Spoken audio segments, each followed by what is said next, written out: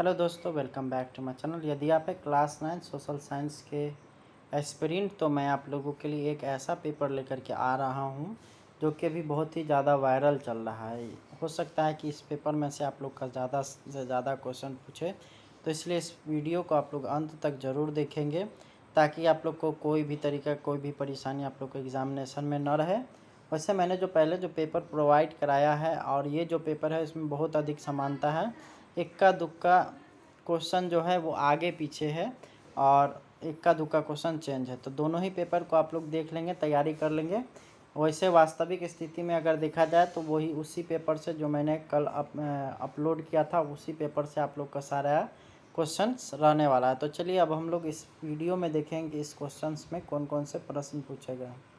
यहाँ पे है आप लोग का ये क्वेश्चन, यहाँ पे आप लोग देख सकते हैं क्लास 9 सोशल साइंस। यहाँ पे आप लोग का यहाँ पे क्वेश्चन दिया गया है, किसने कहा था कि मैं ही राज्य हूँ? तो लुई 14वां ने। फ्रांस की क्रांति के समय वहाँ का राजा कौन था? तो लुई 16वां। निम्नलिखित में से प्रथम स्टेट में आते हैं तो पादरी। अगला है शक्ति पृथक्करण का सिद्धांत का प्रतिपादन किसने किया था? तो मोंटेस्क्यू ने। प्रथम विश्व युद्ध कब प्रारंभ हुआ था? तो 1914 ईस्वी में। अगला हम लोग देखेंगे, अगला सवाल तो वो है आपका प्रथम विश्व युद्ध में किस राष्ट्र की पराजय हुई थी? तो जर्मनी की। 1917 में विश्व युद्ध से अलग होने वाला राष्ट्र था तो रूस। वर्साई की संधि ने किस महादेश का भविष्य बदल दिया? तो यूरोप। भारतीय वन अधिनियम कब पारित हुआ था? तो 1874 में। अगला सवाल हम लोग देखेंगे, तिलक मांझी का जन्म हुआ था तो ये होगा आप 1750 में चेरो जनजाति पलामू में। झारखंड राज्य का गठन 15 नवंबर 2000 ईस्वी में। अगला हम लोग देखेंगे तो निम्न में से कौन लवणीय झील है? तो ये हो जाएगा आपका ऑप्शन नंबर ए यानी वूलर। अगला हम लोग देखेंगे तो कोसी नदी का उद्गम स्थल कहाँ पे है? तो इसको कोसी अगर नदी का बात किया जाए तो इसका आप लोग आंसर खुद से देख लीजिएगा। इनमें से कौन गर्म जल का जलप्रपात है? तो ककोल। सांगपो किस नदी का उपनाम है? तो ब्रह्मपुत्र का। अगला हम लोग देखेंगे, अगला है जाड़े में सबसे ज़्यादा ठंड कहाँ पड़ता है? तो हो जाएगा आपका ऑप्शन नंबर सी जम्मू में। अगला है भरतपुर पक्षी विहार कहाँ है? तो राजस्थान में। अगला है प्राकृतिक वनस्पति एवं वन्य प्राणी पर्यावरण के लिए महत्वपूर्ण है। अगला है सिंधु जल समझौता हुआ था 1960 ईस्वी में। अगला है कौन सी नदी प्रायद्वीपीय भारत की सबसे लंबी नदी है? तो गोदावरी। अगला है कौन सी नदी भ्रंश घाटी से होकर के गुजरती है? तो ताप्ती। अगला है भारत की स्थलीय सीमा रेखा तटीय सीमा रेखा की लगभग कितनी बड़ी है? तो लगभग दुगुनी है। भारत में दक्षिण पश्चिम में मानसून का आगमन कब होता है? तो 1 जून से। अगला है डेंगू बीमारी का क्या कारण है? तो डेंगू बीमारी का कारण है ऑप्शन नंबर बी, एक बर्तन में अधिक देर तक पानी रखने पर। भारत में एड्स के लगभग कितने लोग प्रभावित है? 25 लाख। लोकतंत्र जनता का, जनता द्वारा जनता के लिए शासन है, यह कथन किसका है? तो अब्राहम लिंकन का। अगला हम लोग देखेंगे तो लोकतंत्र में किसकी समस्या के समाधान में किसकी भूमिका अधिक महत्वपूर्ण होती है? तो सत्तारूढ़ दल की। अगला है इनमें कौन लोकतंत्र के लिए आवश्यक नहीं है? तो ये हो जाएगा ऑप्शन नंबर सी, न्यायालय पर किसी व्यक्ति का नियंत्रण हो। अगला हम लोग देखेंगे तो आज दुनिया में सबसे बेहतर शासन किसे माना जाता है?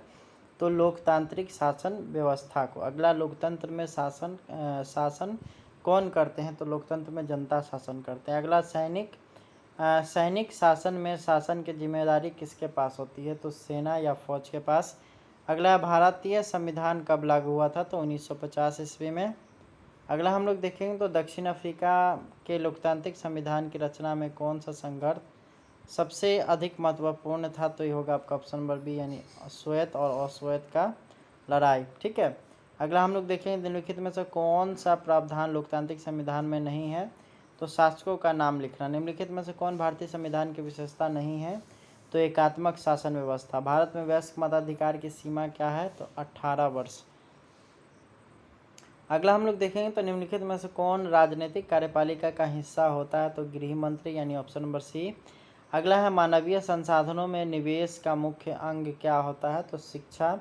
अगला है बिहार में गरीबी रेखा के नीचे जीवन यापन करने वाली ग्रामीण जनसंख्या का प्रतिशत राष्ट्रीय औसत क्या है? तो अधिक है। ठीक है। भारत की प्रमुख आर्थिक समस्या नहीं है तो आर्थिक विषमता।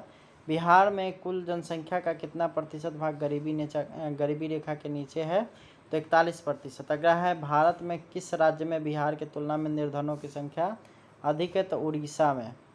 अगला हम लोग देखेंगे तो बिहार में गरीबी की समस्या के निदान के लिए क्या आवश्यकता है, तो इनमें से सभी, यानी ऑप्शन नंबर डी। अगला है हम लोगों के पास वो है बिहार में पाई जाने वाली बेरोजगारी है, तो एक अदृश्य बेरोजगारी है। अगला है बिहार के ग्रामीण क्षेत्र में पाई जाती है अदृश्य एवं मौसमी बेकारी। स्वर्ण जयंती ग्राम स्वरोजगार योजना कब प्रारंभ हुआ था, तो 2003 ईस्वी में। गरीबी रेखा के नीचे रहता है गरीबी का सूचक। ये सारा क्वेश्चन आप लोग का हो गया। यहाँ पे सभी ऑब्जेक्टिव सब्जेक्टिव क्वेश्चंस को हम लोग देख लेते हैं। उसका सारा सब्जेक्टिव क्वेश्चंस यहाँ से मिलेगा आप लोग को ये देख लेना है और उस जो पेपर को हमने जो डाला है उसमें मिलान कर लेना है। इसमें से हमको लगता है कि लगभग क्वेश्चन आप लोग को प्रोवाइड किया ही जा चुका है। तो आप लोग के लिए इस वीडियो में इतना ही। मिलेंगे नेक्स्ट वीडियो में। Thanks for watching. Bye bye.